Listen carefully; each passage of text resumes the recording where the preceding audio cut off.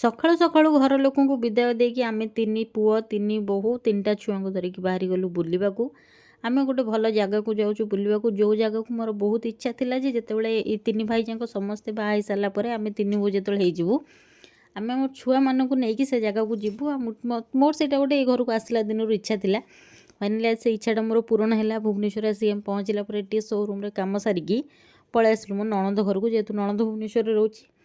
ଏଠି ନଣନ୍ଦର ଦିଅର ଆସିକି ଦାଣ୍ଡରେ ଠିଆ ହେଇଥିଲା, କେତେବେଳେ ସିତୁ ଭାଉଜ ଆସିବ, ସିତୁ ଭାଉଜକୁ ସେଠିକି ନମସ୍କାର କରିବ। ତାକୁ ଆଶୀର୍ବାଦ ଦେଇକି ଆମେ ଉପରକୁ ଆସିଲା ବେଳକୁ ନଣନ୍ଦ ପୁରା ଏକ୍ସାଇଟେଡ଼ ସହିତ ଅନେଇକି ବସିଥାଏ, କାହିଁକିନା ଆଜି ଆମେ ସମସ୍ତେ ଏକା ସାଙ୍ଗରେ ତା ଘରକୁ ଆସୁଛୁ, ତ ତା ଖୁସିଟା ପୁରା ବହୁତ ହେଇଯାଇଥିଲା। ତ ତାକୁ ବି ସାଙ୍ଗରେ ଆମେ ନେଇକି ଯିବୁ, ଯେହେତୁ ସେ ଏଠି ରହୁଛି, ଆଉ ତାକୁ ତ ଛାଡ଼ିକି ଯାଇ ହେବନି। ଏଠି ଆମ ଦୀପାକୁ ଆମେ ସମସ୍ତେ ବହୁତ ମିସ୍ କରୁଥିଲୁ, କାହିଁକିନା ଦୀପା ଶଶୀଙ୍କର ଆସିଥିଲା, ଆମର ପୁରା କମ୍ପ୍ଲିଟ୍ ହେଇଯାଇଥାନ୍ତା। ସେମାନଙ୍କୁ ନେଇକି ଆମେ ବାହାରିଲୁ ବୁଲିବାକୁ। ଦେଖା ହେବ ଆଉ ଗୋଟେ ମିନି ବ୍ଲଗ୍ରେ। ରହୁଛି, ବାଏ।